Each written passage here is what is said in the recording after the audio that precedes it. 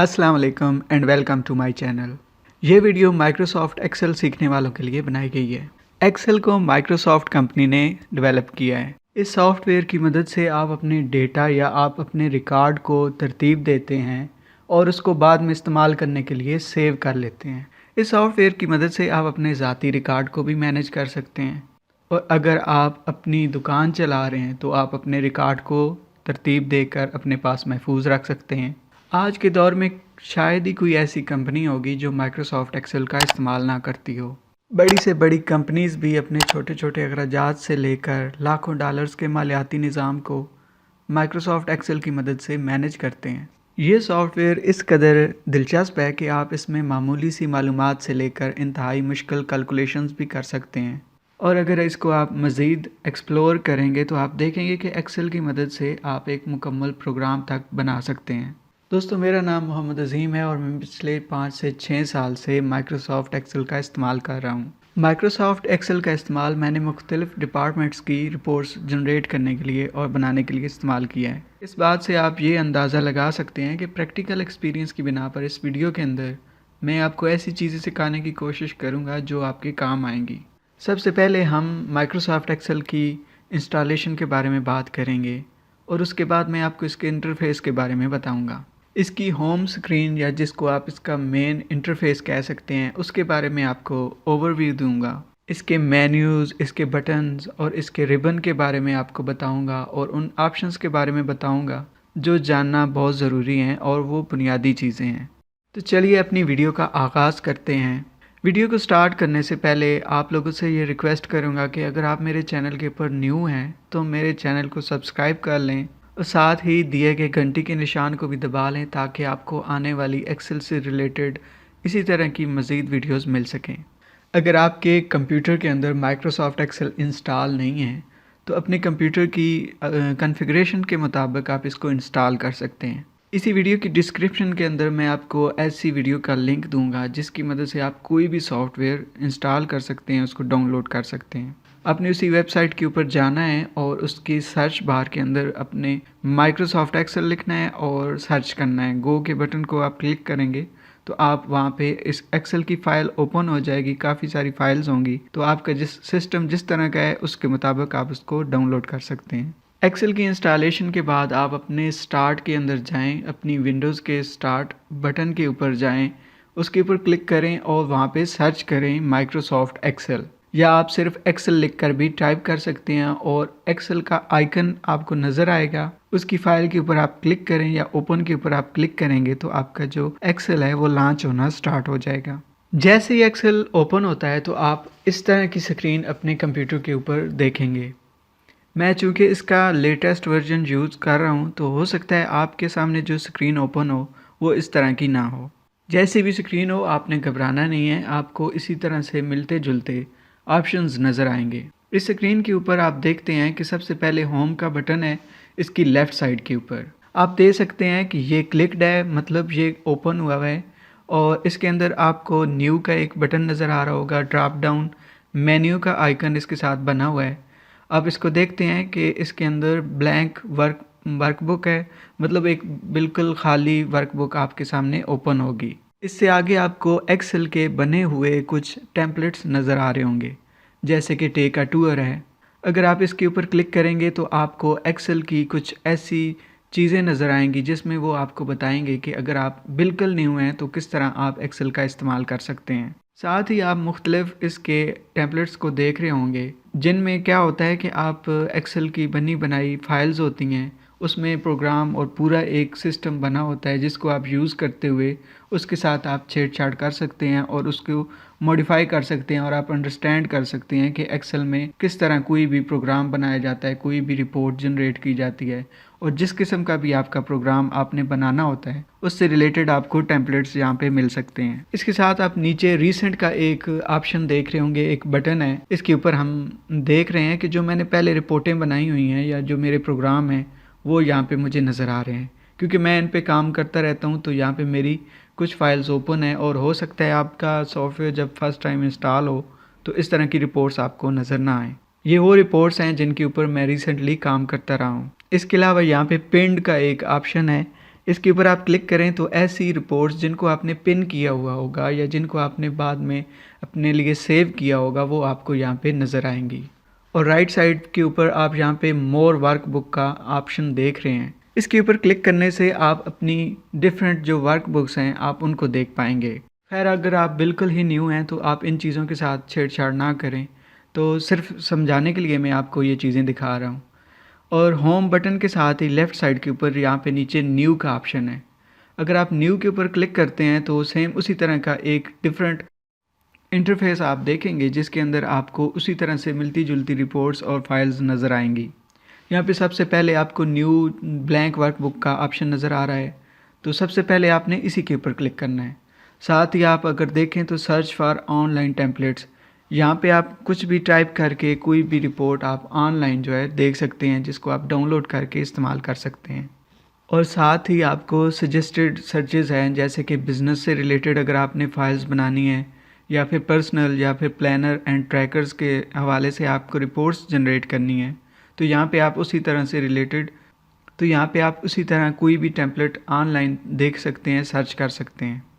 ये सिर्फ आपको समझाने के लिए है कि इन ऑप्शन का इस्तेमाल आप किस लिए कर सकते हैं। इसके नीचे अगर आप देखें तो वही आपको टेम्पलेट्स नज़र आ रहे हैं, जिनको आप यहाँ से स्क्रॉल डाउन करते जाएं तो आपको डिफरेंट चार्ट्स और कैलेंडर्स वगैरह सारी फाइल्स आपको नज़र आएंगी जो टेम्पलेट बने हुए हैं। आप इसी तरह का अपने लिए भी बना सकते हैं, इनको मॉडिफाई कर सकते हैं, इनके अंदर चेंजेस करने के बाद इनको इस्तेमाल कर सकते हैं। अब न्यू के साथ आप नीचे ओपन का बटन देखेंगे। ओपन के ऊपर आप क्लिक करेंगे तो आपको ऐसी फाइल्स नज़र आएंगी जैसे कि हमने होम में देखा था कि जो आपकी रीसेंट आपकी फ़ाइल्स हैं जिनके ऊपर आपने काम किया हुआ होगा वो आपको यहाँ पे फाइल्स नज़र आएंगी।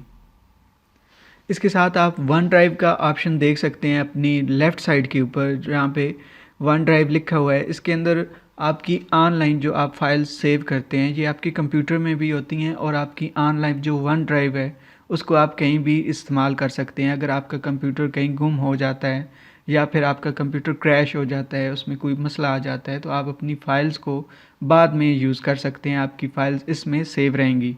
तो इस ऑप्शन का इस्तेमाल करते हुए अगर आप अपनी फ़ाइल्स या अपने रिकॉर्ड को या अपनी वर्कबुक्स होती हैं अगर इसमें सेव करते हैं तो आप इसको बाद में भी इस्तेमाल कर सकते हैं, क्योंकि इसका आपको अकाउंट बनाना पड़ता है।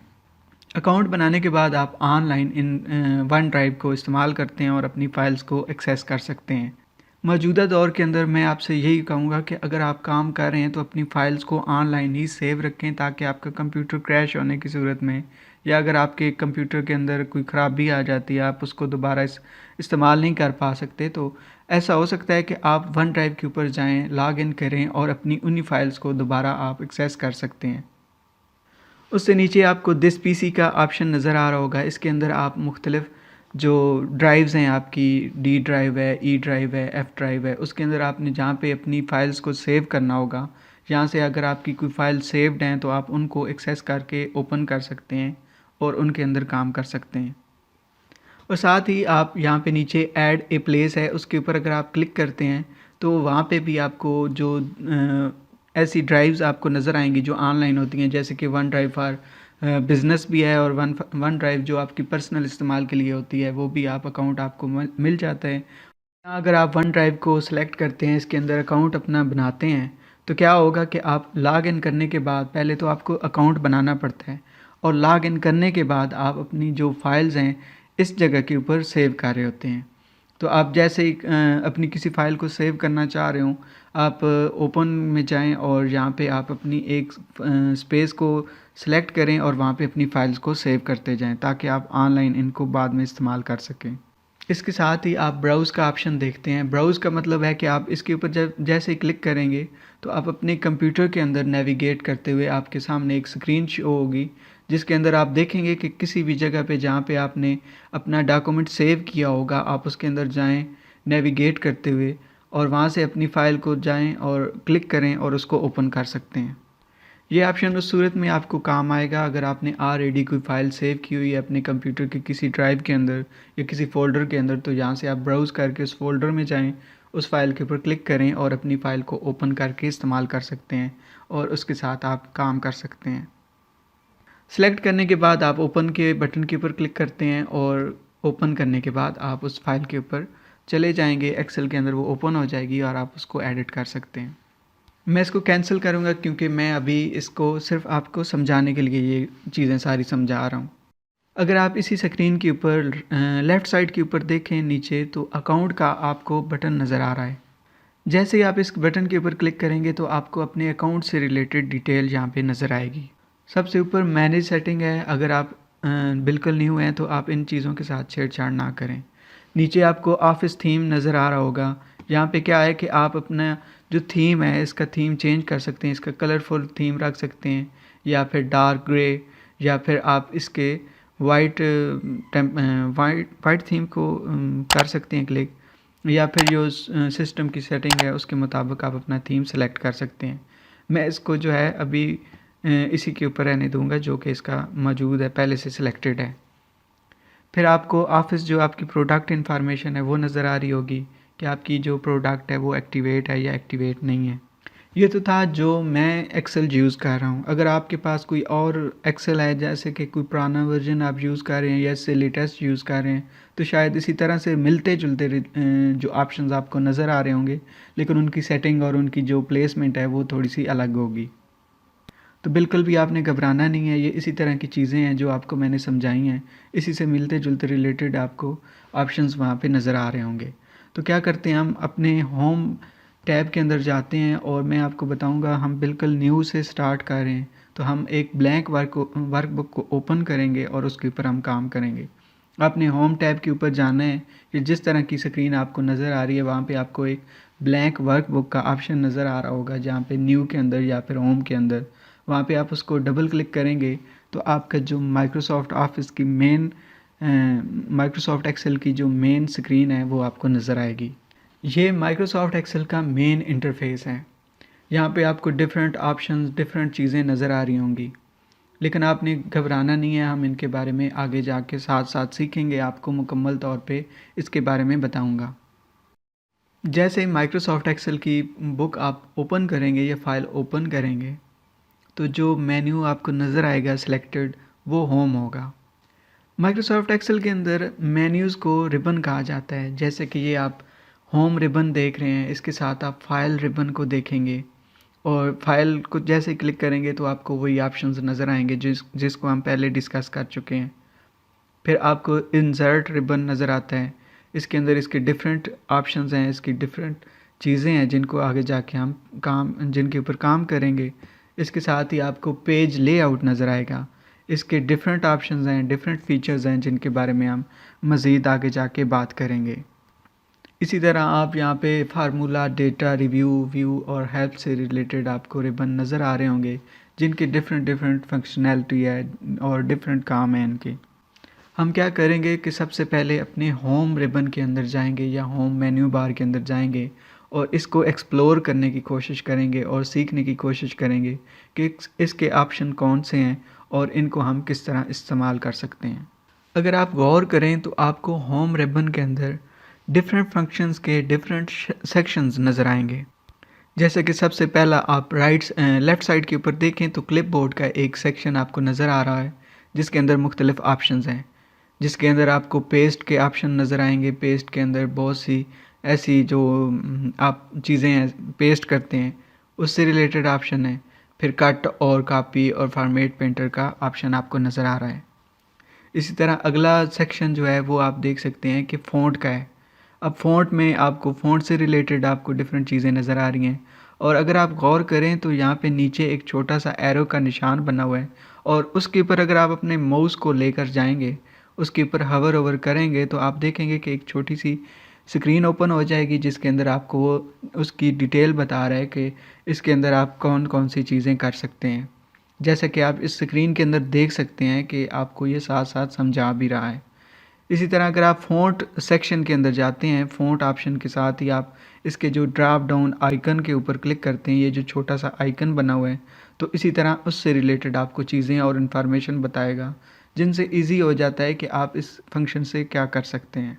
इसी तरह अलाइनमेंट का है और अलाइनमेंट से मिलते जुलते ऑप्शंस आपको नज़र आ रहे हैं और इसका भी ड्रॉप डाउन आइकन है। अगर आप इसके ऊपर क्लिक भी करते हैं तो आपको यहाँ पे कुछ और ऑप्शन नज़र आ जाएंगे, जैसे कि फॉर्मेट सेल का आपको ऑप्शन नज़र आ रहा है। इसके अंदर मज़ीद और आपको फंक्शंस और फीचर्स नज़र आएंगे, जिनको आगे जाके हम एक्सप्लोर करते जाएंगे और सीखते जाएंगे। यहाँ से इसको कैंसिल करें और इसके साथ ही आप नंबर का है सेक्शन देखते हैं, और इसके अंदर क्या होगा कि आप क्लिक करेंगे तो आपको नंबर से रिलेटेड जो है चीज़ें नज़र आएंगी और उनके ऊपर आप काम कर सकेंगे। फर्स्ट हम कोशिश करेंगे कि जो मेन चीज़ें हैं, जो बुनियादी चीज़ें हैं, उनके ऊपर हम ज़्यादा टाइम दें और ज़्यादा सीखने की कोशिश करें जो ज़्यादा यूज़ होती हैं। एक्सेल के हर रिबन के अपने अपने ऑप्शंस हैं और उन ऑप्शन से रिलेटेड आपको यहाँ पे सेक्शंस नज़र आएंगे। हर रिबन के अंदर आप क्लिक करते जाएं तो आपको उसके सेक्शन बने हुए या उनकी एक ग्रुप बंदी हुई है, जिसके अंदर वो डिफरेंट चीज़ें हैं, डिफरेंट फीचर आपको नज़र आ रहे हैं। ये तो था जो माइक्रोसॉफ्ट के रिबन्स और फंक्शंस हैं वो कैसे काम करते हैं और उनको कैसे यहाँ पे कैटेगराइज किया गया है। थोड़ा सा आगे चलते हैं और मैं आपको बताता हूँ कि इसके और कौन कौन से ऑप्शन आपको मेन स्क्रीन के ऊपर नज़र आ रहे हैं। इस स्क्रीन के अंदर आपको जो वीडियो में नज़र आ रही होगी, कुछ ऑप्शन आपको शायद डिफरेंट नज़र आ रहे हों अपनी स्क्रीन से, तो घबराना नहीं है, क्योंकि ये लेटेस्ट वर्जन है और इसके अंदर डिफरेंट चीज़ें होंगी, लेकिन होंगी वही जो आपके सिस्टम में है। लेकिन ऊपर नीचे कुछ इनकी सेटिंग इस तरह हो चुकी है जिसको आप अपने कंप्यूटर के ऊपर या अपने सॉफ्टवेयर के अंदर डिफरेंट जगह पे देख रहे होंगे। अब यहाँ पे नीचे आप अपनी टूल बार को देख रहे होते हैं। अब मेरे पास जो क्विक एक्सेस टूल बार है, ये यहाँ पे नीचे नज़र आ रही है और हो सकता है आपके पास यहाँ पे ऊपर लेफ़्ट साइड के ऊपर आपको नज़र आ रही होगी। इसमें क्या होता है कि सबसे पहले सेव का आपको बटन मिलता है या ऑप्शन मिलता है। इसके ऊपर क्लिक करके आप अपनी फ़ाइल को सेव कर सकते हैं। अगर आपका ऐसा सॉफ्टवेयर है जो इससे मुख्तलिफ है तो आपको ये ऑप्शन यहाँ पे ऊपर राइट साइड लेफ़्ट साइड के ऊपर टॉप के ऊपर नज़र आ रहे होंगे। अपने माउस को सिर्फ इस सेव बटन के ऊपर रखें और आप देखेंगे कि छोटी सी स्क्रीन, छोटा सा मैसेज आपको शो हो रहा होगा जिसके ऊपर सेव लिखा हुआ है, और साथ ही आपको ब्रैकेट्स के अंदर आपको Ctrl+S लिखा हुआ इसका शॉर्टकट नज़र आ रहा है। आप अपने कीबोर्ड से Ctrl+S शॉर्टकट की यूज़ कर सकते हैं, जिससे आप अपनी फ़ाइल को सेव कर पाएंगे अपने कंप्यूटर के अंदर। इसके साथ ही जो आपको बटन या ऑप्शन नज़र आ रहा है वो कांट अनडू का है, जैसे कि Ctrl+Z इसकी शॉर्टकट की है। आप अपने कंप्यूटर से जब कुछ भी एंट्री कर रहे होंगे, कुछ भी डेटा एंटर कर रहे होंगे, तो हो सकता है आप कोई रॉन्ग एंट्री कर दें, तो बजाय इसके कि यहाँ पे आप इसको क्लिक करें, इस बटन को क्लिक करें, और उससे बेहतर है कि आप अपने कंप्यूटर से कीबोर्ड से Ctrl+Z प्लस करके अपने ऑप्शन को वापस रीडू या अनडू कर सकते हैं। साथ ही आपको एक छोटा सा आइकन नज़र आ रहा होगा, जैसे कि एक एरो है वो नीचे की तरफ है। इसके ऊपर आप माउस को सिर्फ लेकर जाएं तो आप देखेंगे यहाँ पे लिखा हुआ है customize quick access toolbar. इसका फ़ायदा क्या होगा कि आप अपनी इसी मेन्यू बार को, जो इसके अंदर आपको टूल बार नज़र आ रही है, इसके अंदर मज़ीद ऑप्शंस को लेकर आ सकते हैं। जैसा कि आप इसके अंदर न्यू को लेकर आ सकते हैं। न्यू ऑप्शन के ऊपर क्लिक करेंगे तो आप देखेंगे कि आपके इसी मेन्यू बार टूल बार के अंदर एक न्यू ऑप्शन ऐड हो गया है, जिसका मतलब है कि आप अपने लिए एक नया अकाउंट, एक नया डॉक्यूमेंट क्रिएट कर सकते हैं। कंट्रोल उसका शॉर्टकट की है। फिर इसी तरह आप इस ऑप्शन के ऊपर, इस आइकन के ऊपर क्लिक करेंगे तो आप देखेंगे कि जिन ऑप्शंस के सामने लेफ़्ट साइड के ऊपर टिक मार्क है, मतलब ये आपके ऑप्शन यहाँ पे इसी मेन्यू बार के अंदर आपने पहले से किए हुए हैं। जैसे कि आप सेव देखें तो सबसे पहला ऑप्शन यहाँ पे हमें यहाँ पे सेव का नज़र आ रहा है। इसी तरह आप अनडू और रीडू को भी यहाँ पे इसी मेन्यू बार के अंदर, यहाँ पे इस सेक्शन के अंदर देख सकते हैं। इसके अलावा अगर आप यहाँ पे करना चाहें किसी भी ऑप्शन को, तो यहाँ पे आप इसको प्लेस कर सकते हैं। जैसे कि मैं यहाँ पे अब प्रिंट प्रीव्यू एंड प्रिंट को ज़्यादा मैं यूज़ करता हूँ, तो मैं इसको यहाँ पे लेकर आ सकता हूँ। अब इनका क्या फ़ायदा होता है कि आप किसी भी ऑप्शन के ऊपर क्लिक करेंगे तो उसका जो मिलता जुलता, उसके सारे ऑप्शन आपको नज़र आ जाएंगे और आप उनके साथ काम कर सकते हैं। यहाँ पे आप अपने बैक बटन को प्रेस करें तो आप अपनी फ़ाइल के अंदर वापस चले जाएंगे। मेरे एक्सेल के अंदर जो आपको बार नज़र आ रही है, ये थोड़ी सी नीचे है, इन बटन्स के नीचे, इन रिबन्स के नीचे है, और हो सकता है आपकी जो बार हो ये आपको वहाँ पे लेफ़्ट साइड के ऊपर टॉप के ऊपर नज़र आ रही होगी। और वहाँ पे भी ऑप्शन इसी तरह के होंगे। आप इसी तरह के आइकन को क्लिक करके customize quick access toolbar के आइकन को क्लिक करके इसके अंदर मज़ीद ऑप्शंस को यहाँ पे महफूज कर सकते हैं और उनके साथ बाद में आप उनको क्लिक करके काम कर सकते हैं। अब इससे नीचे मैं आपको यहाँ पे बताऊँगा कि यहाँ पे अगर आप क्लिक करें, ये D6 लिखा हुआ है मेरे पास। जो आपका सेल सिलेक्टेड है, आप किसी भी सेल के ऊपर सेलेक्ट करें, माउस को क्लिक करें, यहाँ पे माउस की मदद से राइट क्लिक करें तो आपको यहाँ पे नाम चेंज होता हुआ नज़र आएगा। इसका क्या मतलब है कि जो आपका सेल है या जो आपका माउस है या जो आपकी पोजीशन है वो इस सेल के अंदर है। सेल के बारे में भी मैं आपको डिटेल से बताऊंगा, लेकिन फ़िलहाल ये आपको समझाने के लिए कह रहा हूँ कि जहाँ पे भी आपका सेल होगा या आपकी लोकेशन होगी आपके माउस की, यहाँ पे आपको उसका नेम नज़र आ रहा होगा। नेम बॉक्स इसको कहते हैं। इसके साथ ही एक ड्रॉप डाउन है और जितने सेल आपके सिलेक्टेड होंगे वो आपको यहाँ पे ड्रॉप डाउन के अंदर नज़र आ रहे होंगे। ठीक है। और इसके साथ ही अगर आप देखें तो एक छोटा सा आइकन है जिसके 3 डॉट हैं। आपके शायद और डॉट्स हों, मेरे पास ये इस तरह शो हो रहा है।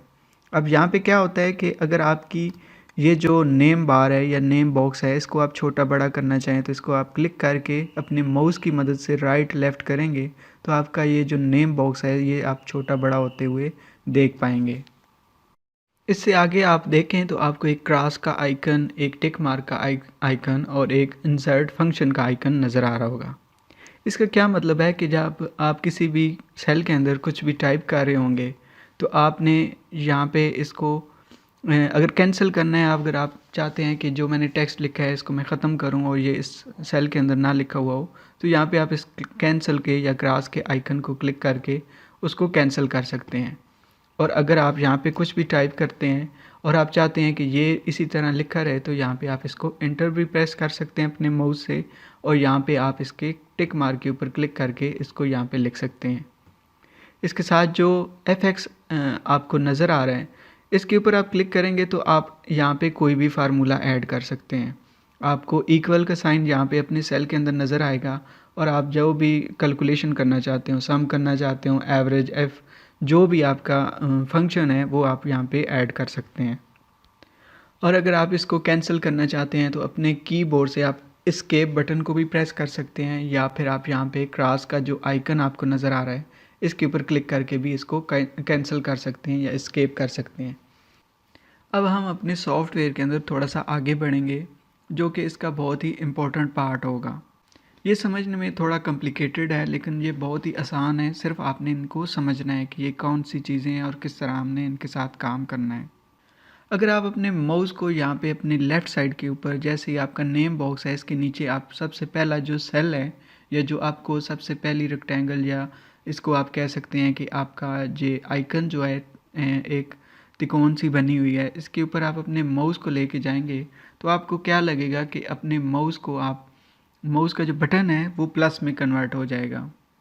इसका क्या मतलब है कि आप अपने इस बटन के ऊपर एक दफ़ा क्लिक करेंगे तो आपकी जितनी भी ये वर्कबुक है या जितनी भी आपकी सेल्स हैं और जितनी आपकी फ़ाइल के अंदर चीज़ें हैं वो सारी सिलेक्ट हो जाएंगी।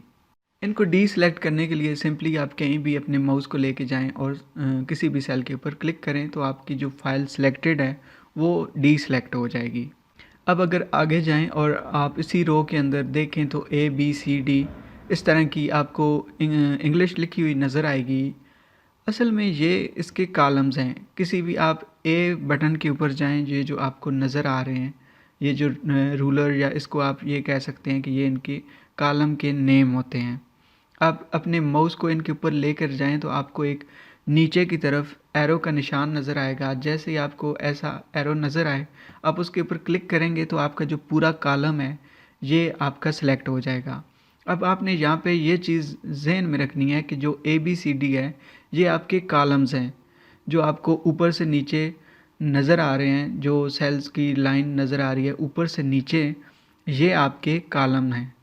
और जो आपको ये गिनती नज़र आ रही है अपनी लेफ़्ट साइड के ऊपर 1 2 3, ये जो गिनती आपको काउंटिंग नज़र आ रही है इसी के ऊपर आप अपने माउस को लेकर जाएंगे तो आपको लेफ़्ट साइड की तरफ अपना माउस एक एरो नज़र आएगा जिसको आप क्लिक करेंगे तो आपकी पूरी की पूरी रो जो है वो ऐड हो जाएगी। अब आपने ये ज़हन में रखना है कि जो लेफ़्ट टू राइट लाइंस हैं उनको हम रो कहते हैं, और जो ए बी सी डी है और वर्टिकल है, मतलब ऊपर से नीचे की तरफ है, बॉटम टॉप से बॉटम की तरफ है, उनको हम कॉलम कहते हैं। ये आपके ए बी सी डी वाले कॉलम्स हो जाते हैं, और जो आपकी 1 2 3 है ये आपकी लेफ़्ट टू राइट रोज़ होती हैं। तो आपने इस चीज़ को ज़हन में रखना है कि जो ए बी सी डी है वो आपके कॉलम्स हैं, और जो आपकी 1 2 3 है, जो काउंटिंग है, जो आपके डिजिट्स में लिखे हुए लाइनें हैं, जो लेफ़्ट टू राइट हैं, वो आपकी रोज़ हैं।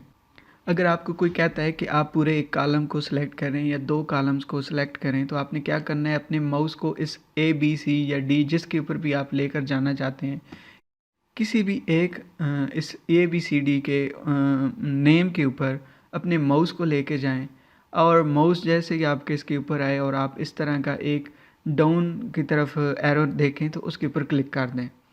अगर आप चाहते हैं कि 2 आप कॉलम सेलेक्ट करें, तो आपने क्या करना है कि अपने कंप्यूटर से या तो शिफ्ट प्रेस करके रखना है, या फिर आपने अपने माउस की राइट क्लिक को प्रेस करते हुए ही इसको आगे मूव करते जाना है। जो जो आपने कॉलम सेलेक्ट करने हैं, अपने माउस को क्लिक करके रखना है, होल्ड करके रखना है, और यहाँ पे इसी लाइन के अंदर आपने रहते हुए अपने कॉलम्स को सिलेक्ट कर लेना है। जितने भी कॉलम आप सेलेक्ट करना चाहें, अपने शिफ्ट की मदद से या फिर आप अपने माउस की मदद से अपने माउस को क्लिक करके रखें और आगे ड्रैग करते जाएं, तो जितना आपने एरिया या जितने कॉलम आपने सेलेक्ट करने हैं वो सिलेक्ट हो जाएंगे। अगर आप अपने कंप्यूटर से शिफ्ट प्रेस करके इसको क्लिक करते जाएंगे, तो आपकी सारी की सारी लाइनें बीच में प्लस होती जाएंगी, जो रोज़ हैं।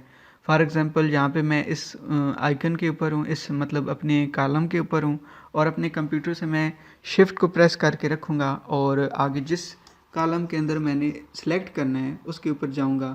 फॉर एग्ज़ाम्पल मैं इस कॉलम के ऊपर आता हूँ और यहाँ पे क्लिक करता हूँ, तो इसके दरमियान जितने कॉलम हैं वो सारे सेलेक्ट हो गए। लेकिन अगर मैं चाहता हूँ कि मैं कुछ कॉलम को सिलेक्ट करूँ, फॉर एग्ज़ाम्पल मैं इस डी वाले कॉलम के ऊपर जाता हूँ, पहले इसको क्लिक करता हूँ और फिर शिफ्ट दबा के मैं कहता हूँ कि सिर्फ एक डी का कॉलम मैं ऐड करूँ और एक आई का करूँ और एक एन का कॉलम मैं ऐड करूँ अपनी सिलेक्शन के अंदर। तो मैं क्या करूँगा कि पहले डी के ऊपर क्लिक करके रखूँगा अपने कंट्रोल को। अब मैंने शिफ्ट को प्रेस नहीं करना, बल्कि मैंने अपने कंट्रोल बटन को प्रेस करके रखना है, और कंट्रोल को प्रेस करके मैंने जिस कॉलम को ऐड करना है अपनी सिलेक्शन के अंदर उसके ऊपर मैं क्लिक करूँगा, और क्लिक करने के बाद अपने कीबोर्ड से कंट्रोल को प्रेस करूँगा और उस कॉलम को क्लिक कर लूँगा जिसको मैं सिलेक्ट करना चाहता हूँ। तो आप देख सकते हैं कि जिन जिन कॉलम्स के ऊपर मैंने सिलेक्ट करना था उनको मैंने सिलेक्ट कर लिया है। इसी तरह अगर आप चाहते हैं कि आप कुछ रोज़ को सिलेक्ट करें, मिसाल के तौर पे मैं यहाँ पे अपनी 6 नंबर जो रो है उसको सिलेक्ट करना चाहता हूँ, तो मैं क्या करूँगा, अपने कीबोर्ड से कंट्रोल को ही प्रेस करूँगा। तो मैं क्या करता हूँ कि अपने कीबोर्ड से कंट्रोल को प्रेस करके रखता हूँ और यहाँ पे अपने 6 नंबर रो को क्लिक करता हूँ, और इसी तरह फिर मैं 12 नंबर जो रो है उसको सिलेक्ट करता हूँ और यहाँ से अपने 17 नंबर रो को कंट्रोल मैंने प्रेस करके रखना है, फिर मैं इनको क्लिक करूँगा। तो आप देख सकते हैं कि जितने भी मेरे सिलेक्टेड हैं ये कॉलम्स और रोज़, वो मैंने अपनी चॉइस के साथ सिलेक्ट किए हैं। तो जब आपने कुछ कॉलम्स को या अपनी मर्ज़ी के कॉलम्स को ऐड करना है, तो आपने कंट्रोल को प्रेस करके रखना है। आप शिफ्ट प्रेस करेंगे तो उसके दरमियान जितने भी कॉलम होंगे वो सारे सिलेक्ट हो जाएंगे, और फिर आप यहाँ पे इनको कट कर सकते हैं, कॉपी कर सकते हैं, जिस तरह आप करना चाहें उनके ऊपर डिफरेंट आप फंक्शंस अप्लाई कर सकते हैं। इनके बारे में हम आगे जाके मज़ीद डिटेल में बात करेंगे। इन रोज़ और कॉलम को आपने ज़हन में रखना है, और इसके ऊपर भी काफ़ी डिफरेंट ऑप्शन आपको नज़र आएंगे। अब क्या करते हैं कि किसी भी कॉलम को आप छोटा या बड़ा करना चाहते हैं, तो आप उस कॉलम के ऊपर जाएं, या तो उसको सिलेक्ट कर लें, या सिलेक्ट किए बगैर ही इसके साथ आप अपने माउस को थोड़ा सा इसके लेफ्ट या राइट साइड के ऊपर जैसे ही अपने माउस को लेकर जाएंगे, तो आपका जो आइकन है, जो आपका माउस का आइकन है, वो आपको चेंज होता हुआ इस तरह प्लस का साइन नज़र आएगा। अब इसमें क्या है कि आप अपने एरोज़ लेफ़्ट और राइट दोनों साइडों की तरफ देख सकते हैं। आपने क्या करना है कि अपने माउस से अपने राइट क्लिक को प्रेस करके रखना है, और इसको पकड़ के आपने आगे पीछे मूव करना है लेफ़्ट टू राइट। जैसे आप इसको लेफ़्ट टू राइट करेंगे तो आपका जो कॉलम है वो छोटा या बड़ा होता हुआ आपको नज़र आएगा। जितना आपने इसको बड़ा करना है या छोटा करना है तो आपने क्या करना है कि अपने माउस से इसको पकड़ के आगे पीछे करें और फिर अपने जिस जगह पे इसको रखना है उस साइज़ के मुताबिक इसको घटा या बढ़ा सकते हैं। इसी तरह मैं यहाँ पे 2-3 चीज़ें ऐड करता हूँ, एंट्रीज़ को, टेक्स्ट को लिखता हूँ और मैं आपको मज़ीद इनके बारे में बताता हूँ। अब मैं क्या करूँगा कि इन तीनों कॉलम्स को मैं सिलेक्ट करूँगा। पहले मैं इनको कुछ एंट्री इसके अंदर करूँगा जो मेरे सेल्स हैं, उनमें मैंने कर ली और जिनको मैंने स्मॉल या लार्ज जो भी करना है मैंने उनको सेलेक्ट कर लेना है पूरे कॉलम को। अब यहाँ पे मैंने इनको सेलेक्ट कर लिया और जैसे ही मैं इसके ऊपर अपने माउस को लेकर जाऊंगा और इसी तरह का आइकन मुझे नज़र आएगा तो मैं क्या करूंगा, इन तीनों सेलेक्टेड कॉलम्स का साइज़ छोटा बड़ा कर सकता हूं एक साथ ही। अब मैं क्या करूंगा कि इसके ऊपर डबल क्लिक करूंगा। तो जैसे मैं डबल क्लिक करूंगा तो मेरी जितनी एंट्री है या जितनी मेरे सेल के अंदर स्पेस खाली थी वो ख़त्म हो गई है और जितना मेरा सेल था उसकी साइज़ के हिसाब से, उसकी क्वांटिटी के हिसाब से, उसके साइज़ जितने उसके अंदर एटम हैं उसके हिसाब से ये कम हो गया है। अब मैं चाहता हूँ कि इन तीनों को मैं छोटा या बड़ा करूँ तो मैं क्या करूँगा कि चूँकि ये पहले ही सिलेक्टेड हैं, अब मैं क्या करूँगा कि इन तीनों को सिलेक्ट करूँगा और तीनों को सिलेक्ट करने के बाद अपने माउस को राइट क्लिक को प्रेस करके रखूँगा और अपने हाथ की मदद से इनको आगे पीछे मूव करूँगा। तो जितना मैं इनको आगे पीछे मूव करूँगा तो वो तीनों एक साथ ही उसी साइज़ के मुताबिक बढ़ेंगे। अब मैं क्या चाहता हूँ कि सिर्फ मैं कुछ कॉलम्स की हाइट को या जो इनका साइज़ है उनको घटाऊँ। तो मैं क्या करूँगा कि पहले मैं इस कॉलम को सिलेक्ट करता हूँ, अब मैं दूसरे को कंट्रोल की मदद से क्लिक करके सिलेक्ट करूँगा। जैसे मेरे ये दोनों कॉलम सेलेक्ट हो जाते हैं तो मैं दोनों के ऊपर राइट क्लिक करूँगा, डबल क्लिक करूँगा। जैसे मेरा माउस इस तरह होगा तो आप देखेंगे कि सिर्फ वही कॉलम जिनको मैंने सेलेक्ट किया था वो अपने साइज़ में कम या बड़े हैं, जबकि जो मैंने सेलेक्ट नहीं किया था वो उसी तरह अपनी शेप के अंदर मौजूद है। सेम इसी तरह आप अपनी रोज़ को भी एडिट कर सकते हैं। आप किसी भी रो के अंदर जाएं, जिस तरह मैंने आपको बताया कि सिलेक्ट करने के लिए आप अपने माउस को उस रो के नंबर के ऊपर, नेम के ऊपर लेकर जाएं और जैसे इस तरह आपको लेफ़्ट साइड के ऊपर अपना एरो नज़र आए राइट साइड की तरफ तो आप उसके ऊपर क्लिक करें और क्लिक करने के बाद आप इसके नीचे या ऊपर जो इसकी लाइन है इसके ऊपर आप अपने माउस को लेकर जाएंगे तो आप देखेंगे कि आपका अप टू डाउन एक एरो नज़र आ रहा होगा, एक प्लस का साइन है।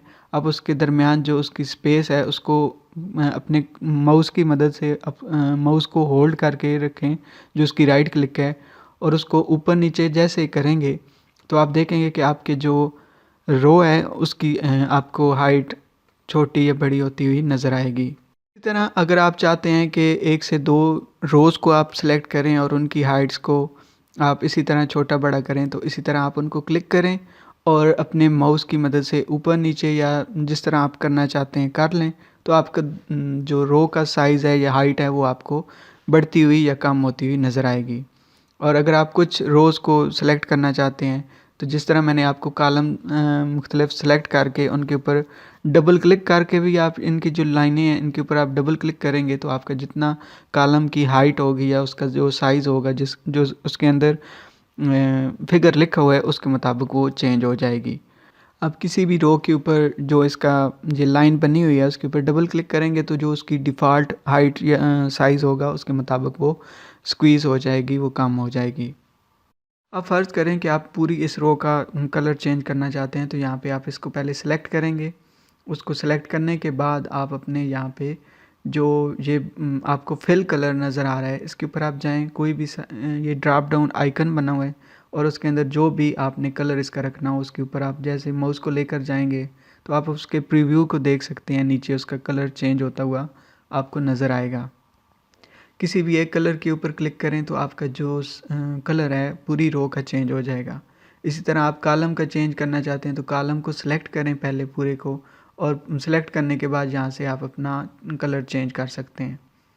तो ये था कि आपको जो कॉलम हैं और जो रोज़ हैं उनके बारे में मैंने आपको बताया है। एक्सेल के अंदर हर कॉलम या हर रो का अपना नाम या एड्रेस होता है। कॉलम या पोल की शक्ल में ये टॉप से बॉटम की जानब लाइंस को एक्सेल में लेटर्स के नाम से मंसूब किया जाता है। इंग्लिश लेटर जिनमें ABCD आपको नज़र आ रहे हैं, इस तरह इनको ये नाम दिया जाता है लेटर्स की मदद से। यानी हम ये कह सकते हैं कि यहाँ लेफ़्ट से राइट की जानब जो इंग्लिश के लेटर्स लिखे हुए हैं, जिनमें आप ABCD ये लेटर्स देख रहे हैं, ये हर कॉलम का एक नाम होता है।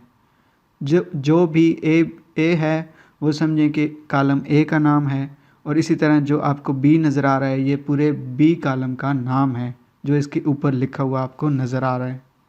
इसी तरह हर रो या जो कतार है जो आपको काउंटिंग की शक्ल में नज़र आ रही है, नंबर्स की शक्ल में नज़र आ रही है, 1 2 3 से शुरू होते हुए आप नीचे यहाँ देख रहे हैं, ये असल में आपकी रो का नाम है और ये आपकी रो का एड्रेस भी इसको आप कह सकते हैं। हर नंबर अपनी जो रो है, जो अपनी कतार है, यहाँ से लेफ़्ट टू राइट की जानब इसको रिप्रेजेंट कर रहा है। इस वीडियो के अंदर मैंने आपको कॉलम या रो के बारे में और जो आपका ये रूलर भी जिनको आप कह सकते हैं, इनके बारे में बताने की कोशिश की है। अब हम बात करते हैं कि एक सेल क्या होता है और सेल की डेफिनेशन क्या है, उसके बारे में हम बात करेंगे। एक्सेल के अंदर जब आप इन कॉलम्स और रोज़ के दरमियान बहुत सी रेक्टेंगल्स में से किसी एक रेक्टेंगल के ऊपर अपने माउस की मदद से क्लिक करेंगे, राइट क्लिक करेंगे, तो आप देखेंगे कि उस सेल का जो बॉर्डर है वो थोड़ा बोल्ड और ब्लैक हो गया है। आपको महसूस होगा कि ये हाईलाइट हो चुका है कि मेरा जो माउस है वो यहाँ पर सिलेक्ट है। जब आप किसी भी सेल के ऊपर क्लिक करेंगे और उसका कलर या बॉर्डर कलर जो है इस तरह आपको बोल्ड होता हुआ नज़र आए, तो समझिए कि आपने उस एक सेल को सिलेक्ट कर लिया और वो सेल आपको एक रेक्टेंगल की शक्ल में नज़र आ रहा होगा। इसे एक्सेल के अंदर एक सेल कहते हैं। ये जो सेल है ये इन कॉलम्स और रोज़ के मिलाप से बनते हैं। एक्सेल के अंदर तमाम डेटा और जो इन्फॉर्मेशन होती है, जो भी आपने काम करना होता है वो इन सेल्स के अंदर आपने लिखना होता है, इसके अंदर टाइप करना होता है और इसी के अंदर आपने इसको अरेंज करना होता है। जब भी आप किसी भी सेल के ऊपर आप क्लिक करेंगे, तो जिस सेल के ऊपर आप क्लिक करेंगे तो उसका अपना एक एड्रेस होता है, और अगर आप इस सेल के अंदर क्लिक करें तो आप अपने इसके बॉक्स के अंदर, नेम बॉक्स जो मैंने आपको पहले भी बताया है, इसके अंदर उसका नाम लिखा हुआ आएगा। किसी भी एक सेल के ऊपर क्लिक करें तो आपको उसका एड्रेस या उसका जो नाम है यहाँ पे नेम बॉक्स के अंदर नज़र आएगा। मिसाल के तौर पे मैं सबसे पहले सेल के ऊपर क्लिक करता हूँ, तो आप यहाँ पे एड्रेस में देखेंगे कि A1 जो है इस सेल का एड्रेस है। इसका मतलब ये होता है कि जो कॉलम A है और जो इसकी रो का नंबर है वो 1 है। आप ये कह सकते हैं कि कॉलम का जो नाम है वो A है और जो इसकी रो का नाम है वो 1 है। अब मैं यहाँ पे किसी और सेल के अंदर क्लिक करता हूँ और आपको उसका एड्रेस या नाम बताने की, समझाने की कोशिश करता हूँ। अब मैं यहाँ पे D5 के ऊपर क्लिक कर रहा हूँ। कॉलम इसका D है और जो रो है वो 5 है। तो आप देख सकते हैं कि D5 के अंदर किसी के ऊपर जब मैं सेल के ऊपर क्लिक करूँगा तो उसकी रो का नंबर भी साथ, नाम जो है साथ में ऐड हो जाएगा। मतलब कॉलम जो है वो मेरा D है और जो मेरी रो है वो 8 नंबर वाली है। आप अपना तमाम डेटा और उसकी फॉर्मेटिंग इसी के अंदर करते हैं, और जब आपने कोई फार्मूला लगाना होता है तो वो भी आप इसी सेल के अंदर ही कर रहे होते हैं। यहाँ पे आपको ये बताने की कोशिश की है कि आप एक सेल की डेफिनेशन जो है वो समझ पाएँ कि सेल असल में होता क्या है। आपकी जितनी भी एंट्रीज़ होंगी, जितना भी आपने टेक्स्ट लिखना हो, चाहे डिजिट्स हों, नंबर्स हों, फार्मूलाज हों, उनके अंदर आपने कोई पिक्चर ऐड करनी है, यहाँ पे जो चीज़ भी आपने करनी होती है वो इस सेल के अंदर ही कार्य होते हैं। किसी भी सेल को सिलेक्ट करें और उसके ऊपर अपने माउस की मदद से राइट क्लिक करें। जैसे आप राइट क्लिक करेंगे तो आपको इसी तरह से मिलते जुलते कुछ ऑप्शंस नज़र आएंगे। अब इन ऑप्शंस के अंदर वही चीज़ें हैं जो आपको मैंने यहाँ पे रिबन बार के अंदर, जो आपका मेन्यू बार है, यहाँ पे आपको डिफरेंट चीज़ें जो नज़र आ रही हैं, उनके आपको ये कंटेंट को आप यहाँ पे देख सकते हैं। सबसे पहले आपको अपना जो सेल का फ़ॉन्ट है उसके मुताबिक कुछ चीज़ें नज़र आ रही हैं, आपने उसका साइज़ छोटा बड़ा करना है या उसका फ़ॉन्ट चेंज करना है, उसको बोल्ड, इटालिक जिस तरह भी करना है, आप यहाँ से डायरेक्ट यहाँ से ही क्लिक करके उसको कर सकते हैं।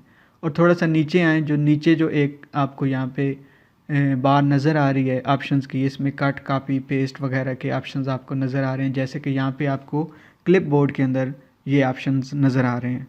फिर थोड़ा सा नीचे चलें तो आपको इंसर्ट, डिलीट, क्लियर कंटेंट या इस तरह से कुछ मिलते जुलते ऑप्शंस नज़र आ रहे होंगे। इसका मतलब ये है कि आप डायरेक्ट यहाँ पे ही राइट क्लिक करके अपनी चीज़ों को यहाँ पे ऐड कर सकते हैं, अपने सेल को मॉडिफाई कर सकते हैं, इसके अंदर कस्टमाइजेशन करके चीज़ें चेंज कर सकते हैं।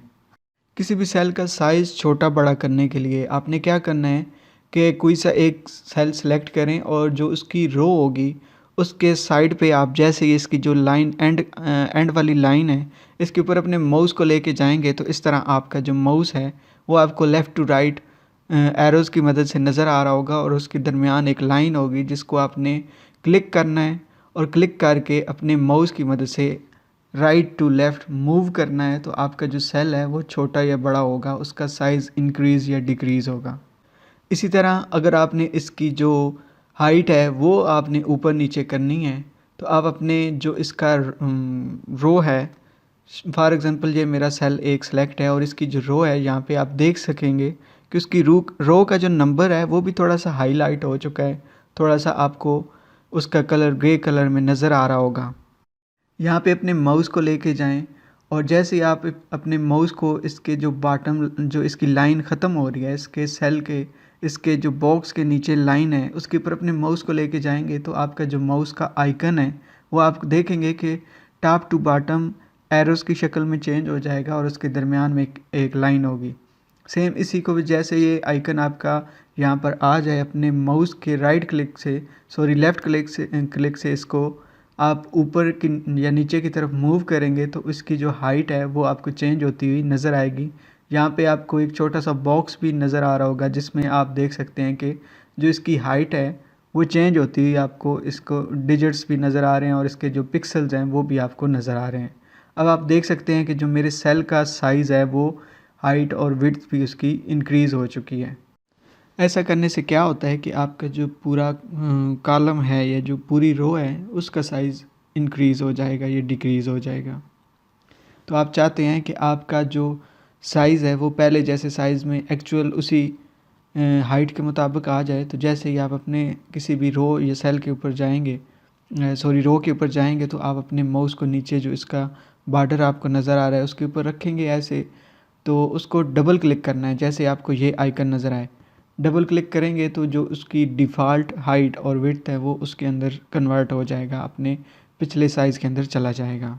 साथ ही अगर आप किसी भी रो के ऊपर जो आपके नंबर्स नज़र आ रहे हैं इसके ऊपर आप जाएंगे और अपने माउस को राइट क्लिक करेंगे तो आपको यहाँ पे नीचे रो हाइट का एक ऑप्शन नज़र आएगा। जैसे ये आपके पास ऑप्शंस नज़र आ रहे होंगे, सामने शो होंगे, तो इसमें नीचे आपको एक रो हाइट का ऑप्शन भी नज़र आएगा। इसके ऊपर आप क्लिक करें तो आप यहाँ पे अपनी कोई वैल्यू ऐड करके भी इसका साइज़ हाइट जो है वो बढ़ा सकते हैं या कम कर सकते हैं।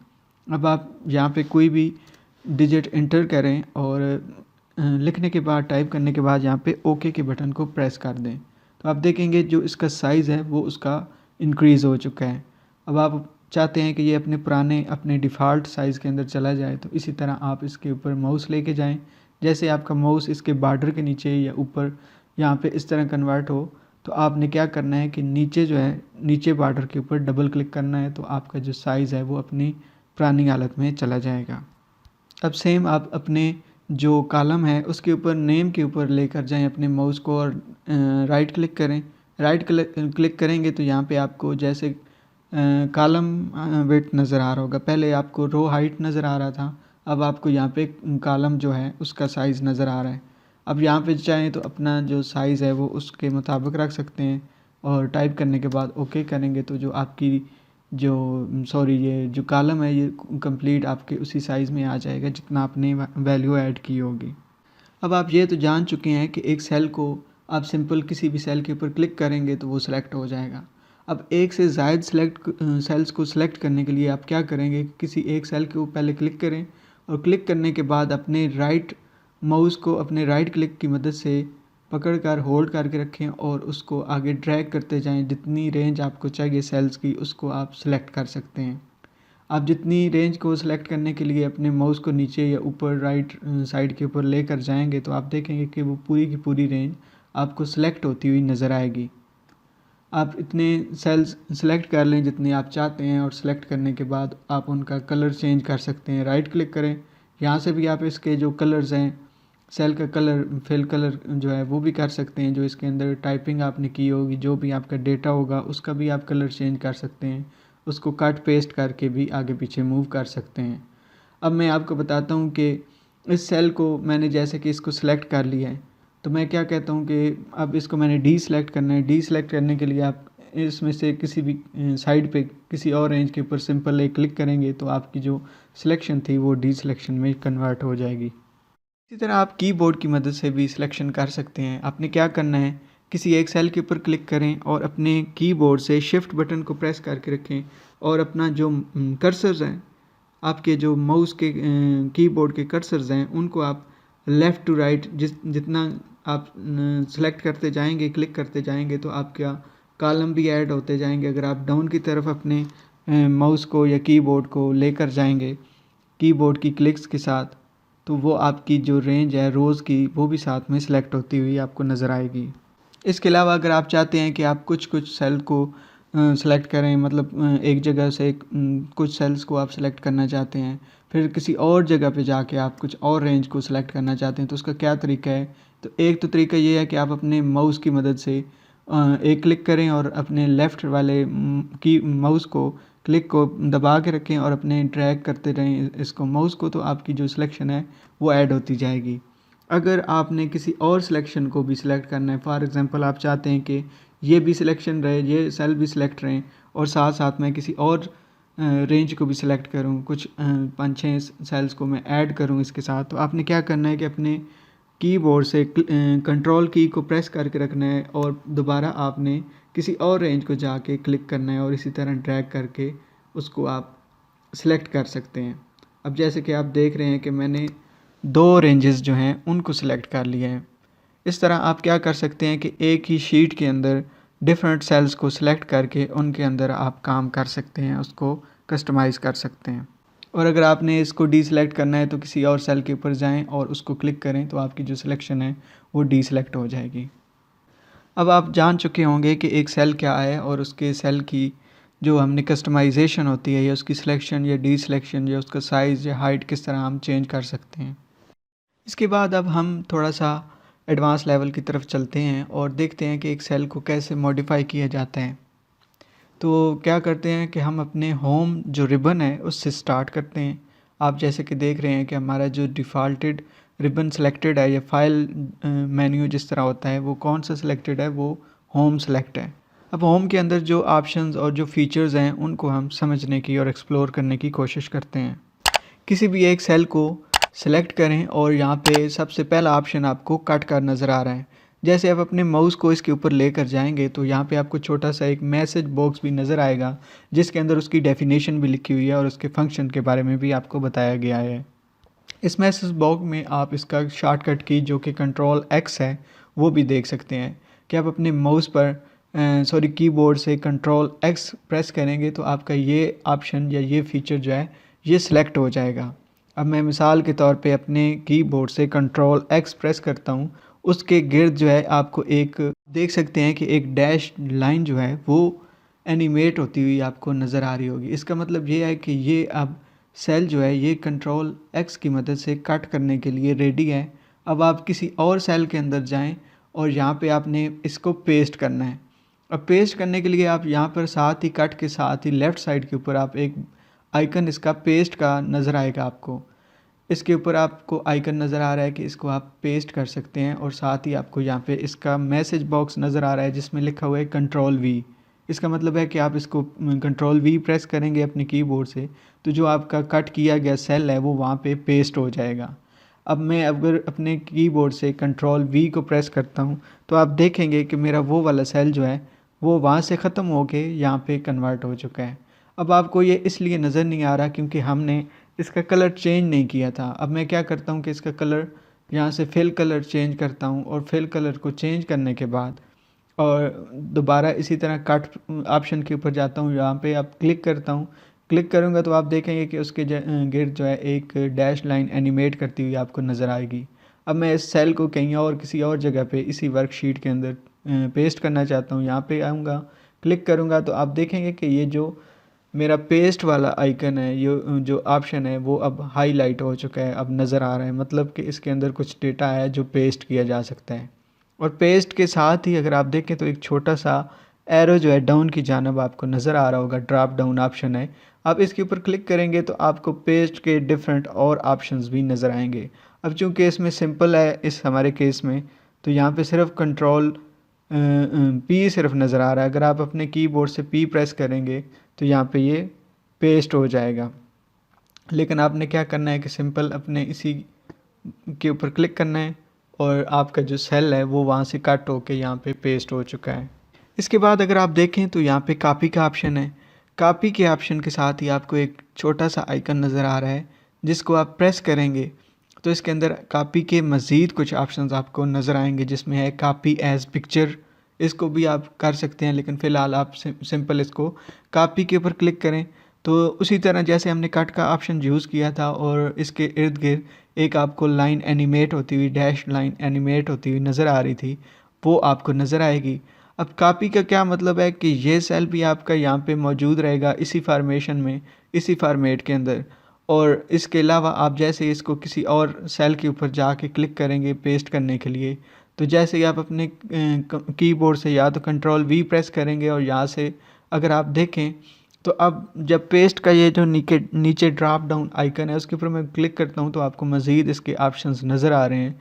तो अब क्या था, पहले हमने सिंपल एक सेल को जब पेस्ट करना था तो एक ऑप्शन सिर्फ कंट्रोल वी वाला, ये पेस्ट वाला पी जो है वो नज़र आ रहा था। अब आप देख सकते हैं कि इसके अंदर मज़ीद भी कुछ वैल्यूज़ ऐड हो चुकी हैं कि उस सेल के अंदर, क्योंकि अब कलर भी फिल हो चुका है तो उसके साथ अब मज़ीद ऑप्शंस भी हैं जिनको आप आगे जाके हम इसको मज़ीद डिटेल में पढ़ेंगे।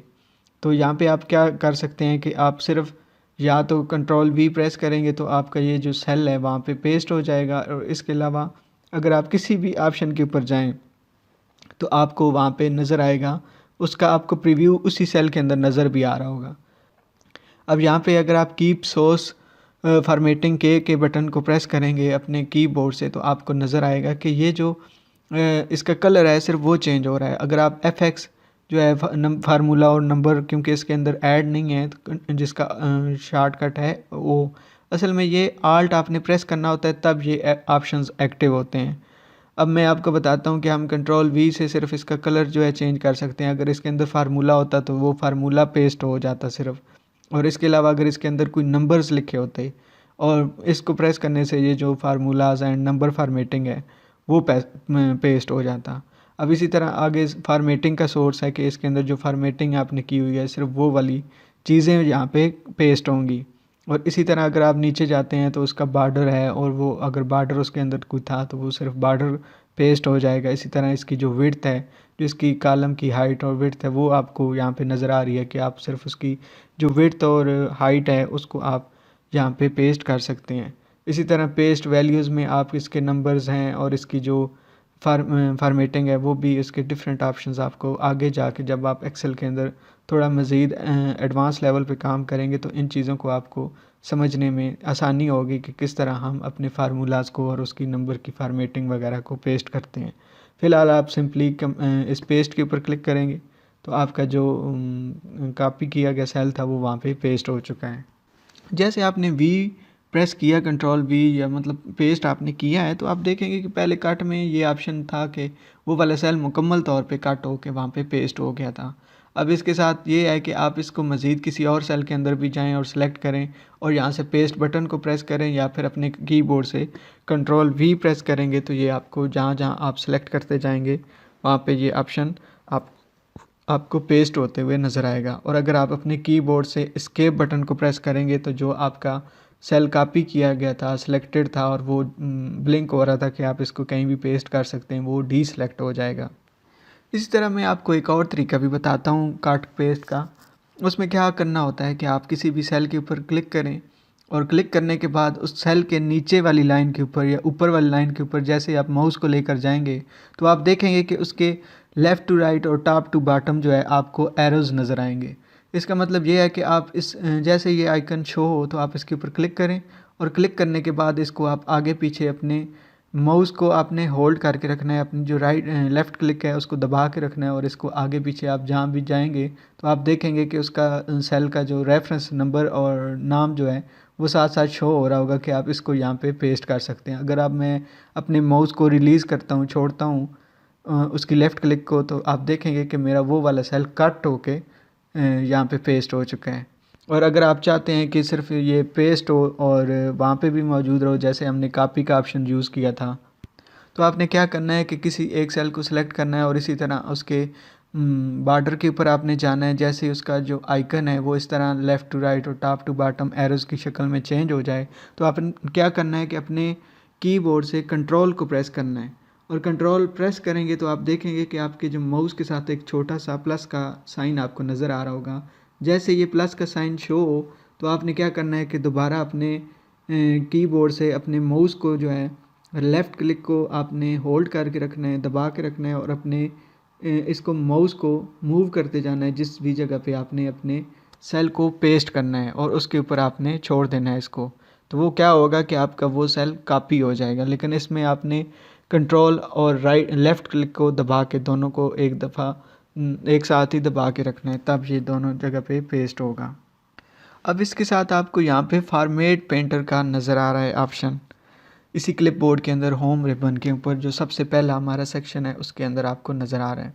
अब इसका क्या मतलब है कि आपने कोई भी एक सिलेक्ट किया हुआ है, उसके अंदर फॉर्मेटिंग की हुई है, जैसे कि हमने इसका फिल कलर चेंज किया हुआ है, तो इस ऑप्शन की मदद से आप क्या कर सकते हैं कि उसका फॉर्मेट कॉपी करेंगे, मतलब पेंट कर सकते हैं। जैसे आपने वहाँ से भी उसको कॉपी किया और उसको किसी और सेल के अंदर पेंट कर सकते हैं। मिसाल के तौर पे अब ये जो एरो है, ये जो सेल है हमारा, उसको हमने फिल किया हुआ है किसी कलर के साथ, तो मैं क्या करता हूँ कि यहाँ पे पहले उस सेल को सिलेक्ट करना है आपने। सिलेक्ट करने के बाद यहाँ पे फॉर्मेट पेंटर जो है इसके ऊपर आप जाएंगे तो आपको मज़ीद उसके ऑप्शंस, कुछ मैसेज बॉक्स में आप उसकी चीज़ें भी देख सकते हैं कि उसका जो फॉर्मेट है वो आप चेंज कर सकते हैं। अब मैं यहाँ पे इसको क्लिक करूँगा तो आप देखेंगे कि सेम कॉपी की तरह और कट की तरह इसका जो सेल का बॉर्डर है वो ब्लिंक होता हुआ, एनिमेट होता हुआ आपको नज़र आएगा। जैसे ये आपको इस तरह नज़र आए तो आप देखेंगे कि आपका जो माउस है उसके साथ एक प्लस है और उसके साथ एक ब्रश का ऑप्शन नज़र आ रहा होगा। इसका मतलब ये है कि आप इसके जो फॉर्मेट को पेंट कर सकते हैं कहीं भी। यहाँ पे मैं किसी भी एक सेल के ऊपर क्लिक करूँगा तो आप देखेंगे कि उसी की तरह आपका जो फॉर्मेट या उसका कलर है वो चेंज हो चुका है। अब इसके बाद हमारे पास फ़ॉन्ट का सेक्शन आता है। इसके अंदर जो ऑप्शंस हैं और जो चीज़ें हैं वो हम सीखेंगे और देखने की कोशिश करेंगे कि इनको हम किस तरह एक्सेस कर सकते हैं और यहाँ पे इनसे कैसे काम कर सकते हैं। यहाँ हम कुछ टाइप कर लेते हैं अपने सेल के अंदर, और सबसे पहला ऑप्शन जहाँ पे आपको फ़ॉन्ट का नज़र आ रहा है, pick a new font for your text. यहाँ से आप अपना कोई भी टेक्स्ट जो है वो आप सेलेक्ट कर सकते हैं और अपना फ़ॉन्ट चेंज कर सकते हैं।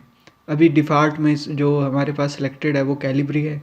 इसके अलावा यहाँ पे आपको ड्रॉप डाउन ऑप्शन नज़र आ रहा है, आइकन नज़र आ रहा है, उसके ऊपर आप क्लिक करेंगे तो आपके पास मज़ीद जो फ़ॉन्ट्स हैं एक्सेल के अंदर वो आपको यहाँ पे नज़र आएंगे।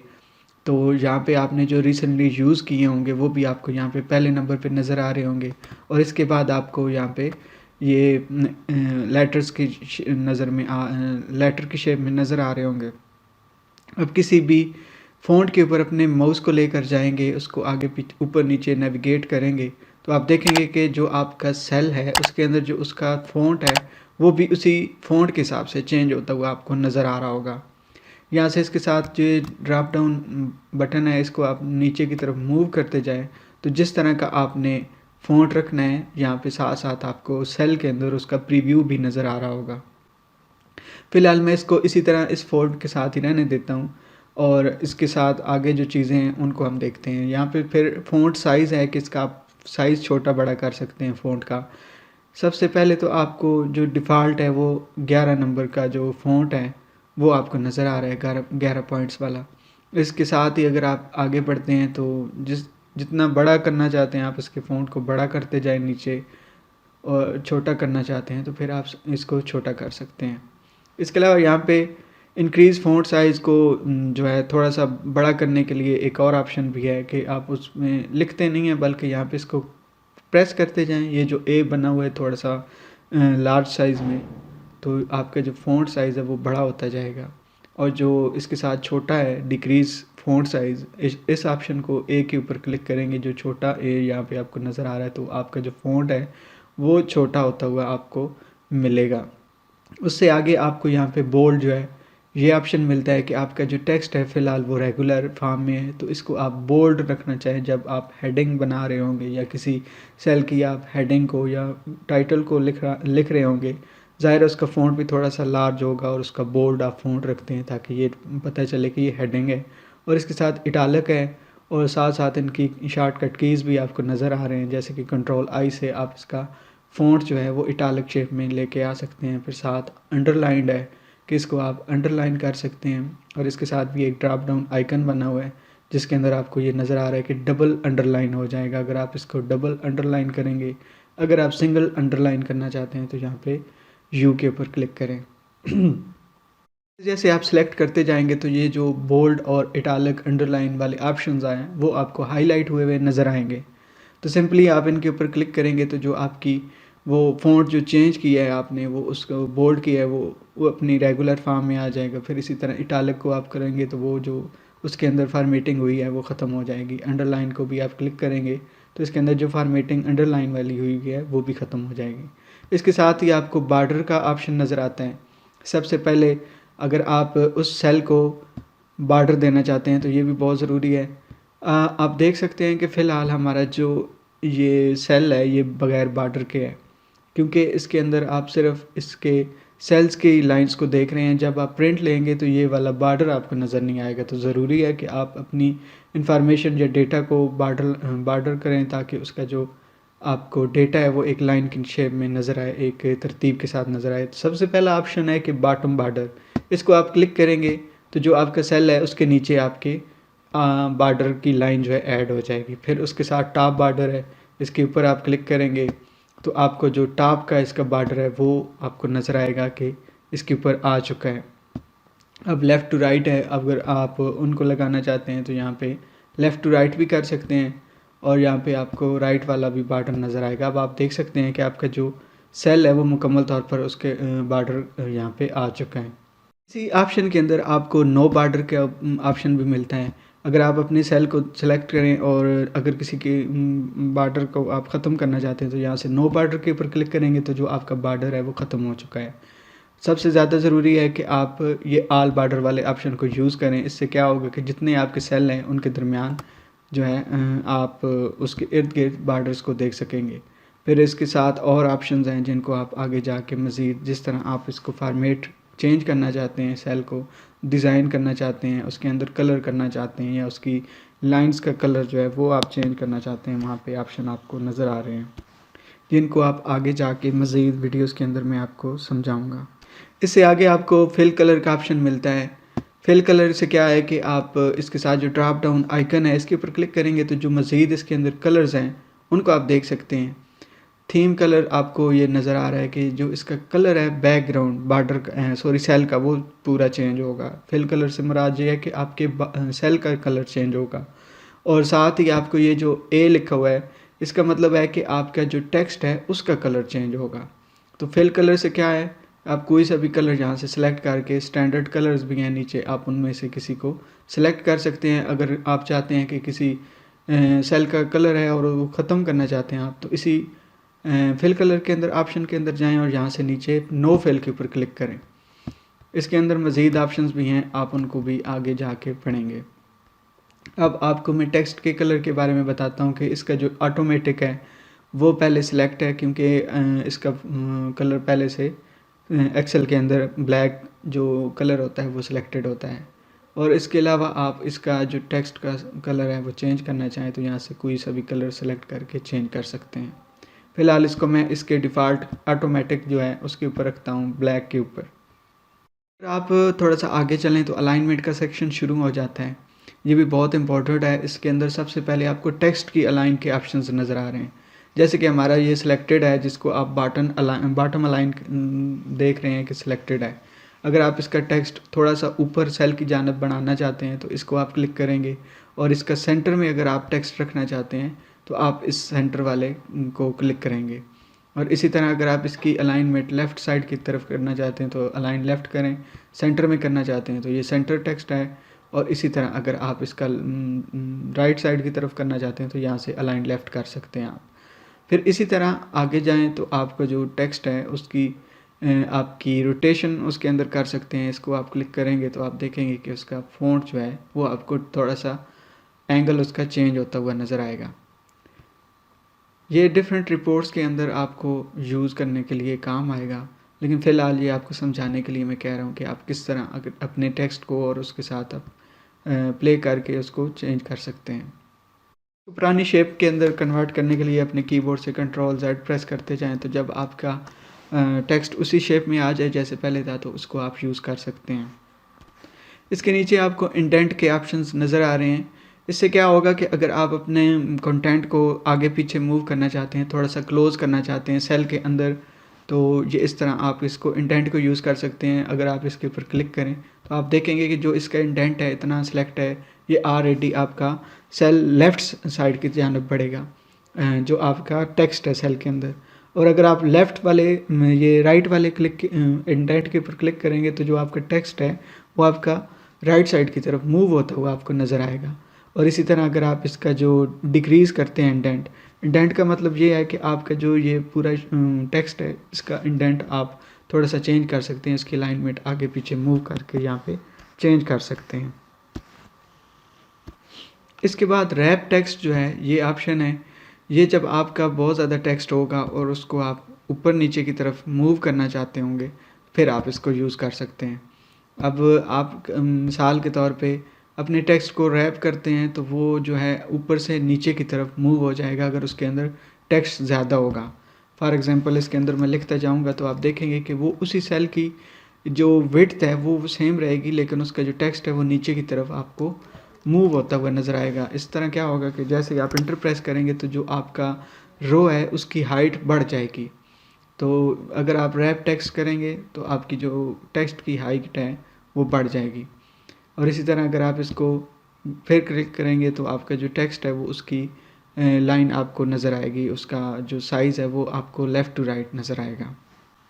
इसके साथ ही आपको मर्ज एंड सेंटर का ऑप्शन नज़र आता है जो कि बहुत इम्पोर्टेंट है, क्योंकि इसकी मदद से आप बहुत इजीली अपनी रिपोर्ट्स को मैनेज कर पाएंगे। तो ये समझना बहुत ज़रूरी है।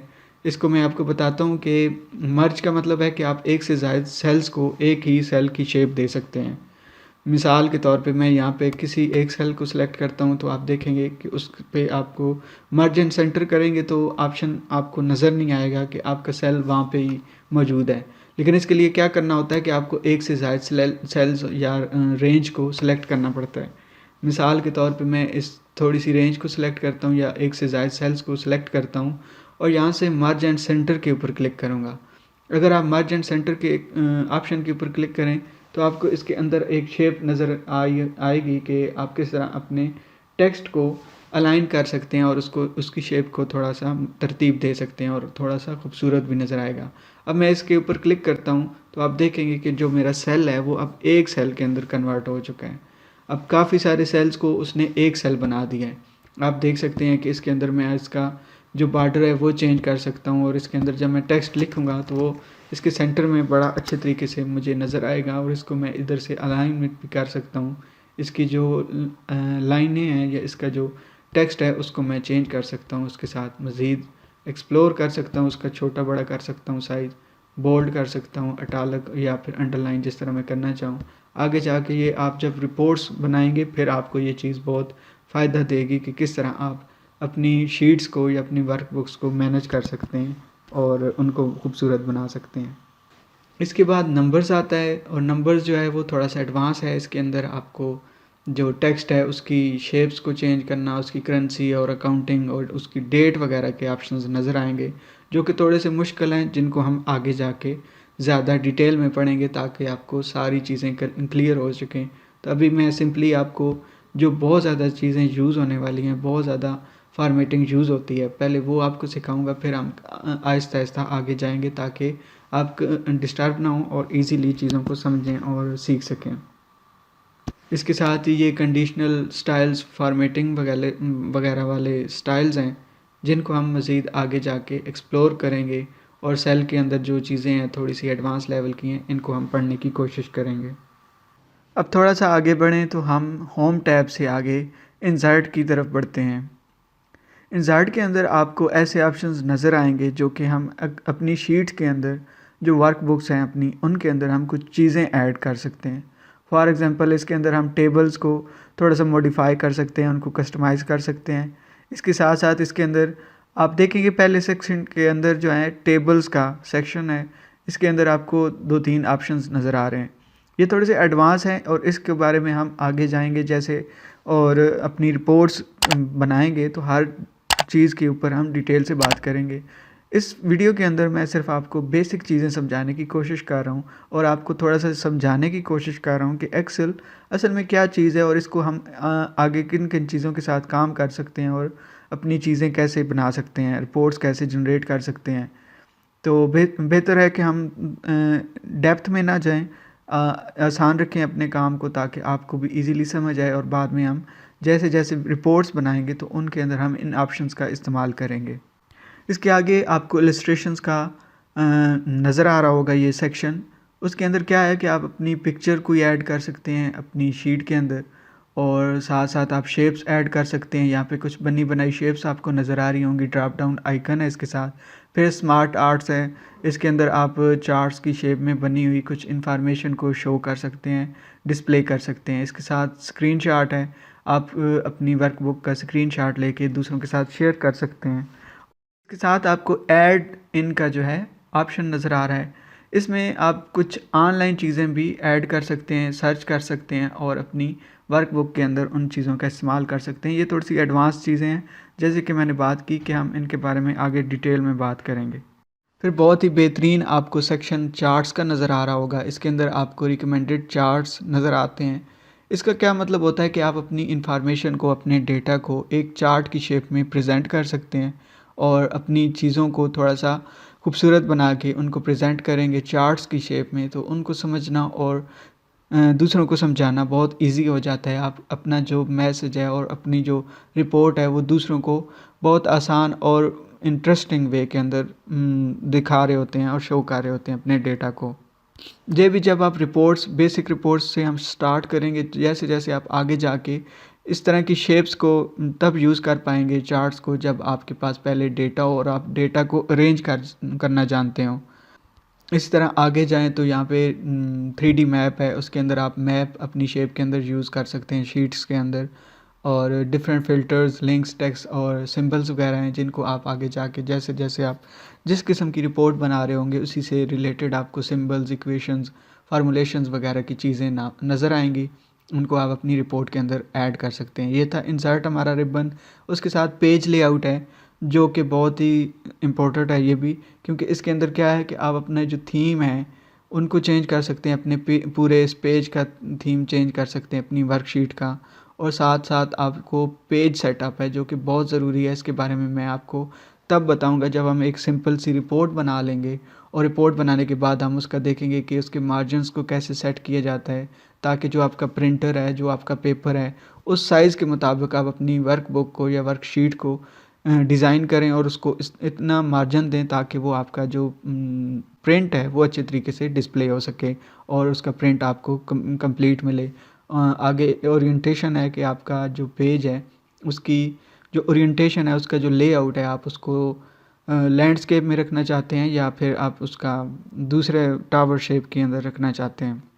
इसके ऊपर आप क्लिक करें तो आप देखेंगे पोर्ट्रेट है, जैसे कि एक पेपर होता है उस शेप में रखना चाहते हैं, या फिर आप एक स्क्रीन जैसे लैंडस्केप होता है उसका पेपर का साइज़ लैंडस्केप की शेप में रखना चाहते हैं। फिर साइज़ है और एरिया प्रिंट है, प्रिंट एरिया है कि कितने एरिया का आप प्रिंट लेना चाहते हैं और कितने एरिया को आप इग्नोर करना चाहते हैं। फिर पेज ब्रेक है, इसके साथ साथ आपको बैकग्राउंड पे है कि आपके बैकग्राउंड पे कोई आप शेप ऐड करना चाहते हैं या फिर आप जो प्रिंट के टाइटल्स हैं उनको कैसे आप ऐड कर सकते हैं। मतलब एक कुछ ऐसे टाइटल्स होंगे या कुछ ऐसी रोज़ होंगी जो कि आपके मल्टीपल पेजेस हों और उनके ऊपर आप डिस्प्ले करना चाहते हो, तो वो उनको आप इस ऑप्शन की मदद से वहाँ पे डिस्प्ले करवा सकते हैं।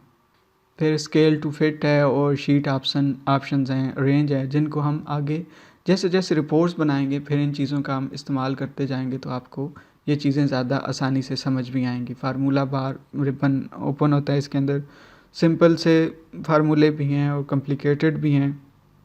जिस तरह का हमारा काम होगा उसी तरह के हम स्टार्ट करेंगे और फिर एडवांस लेवल पे भी जाएंगे, और बहुत इंटरेस्टिंग चीज़ें भी इनके अंदर होंगी। जैसे जैसे आप इसके मास्टर होंगे तो आप किसी भी कंपनी में, किसी भी ऑर्गेनाइजेशन में इजीली काम कर पाएंगे, और आपको डेटा मैनेज करना, अरेंज करना और उसके बारे में सारी डिटेल आपको मालूम होगी, और आपको इजीली एक अच्छी जॉब भी मिल सकती है। यहाँ पे आपको दूसरे रिबन जैसा कि डेटा है, इसके अंदर भी इसके अपने ऑप्शंस हैं, फीचर्स हैं, और रिव्यू है उसके अंदर अपने हैं।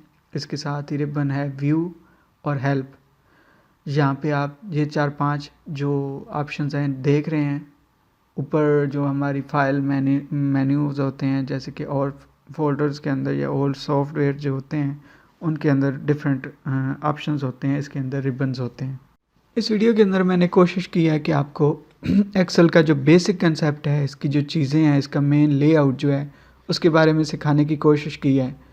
आगे जाके हम सिंपल सी रिपोर्ट्स बनाना स्टार्ट करेंगे, फिर कॉम्प्लिकेटेड रिपोर्ट्स बनाएंगे, और साथ साथ हम एडवांस लेवल की तरफ आहिस्ता आहिस्ता बढ़ेंगे, ताकि आप इजीली चीज़ों को समझते जाएं और आसान हो जाए आपके लिए काम करना।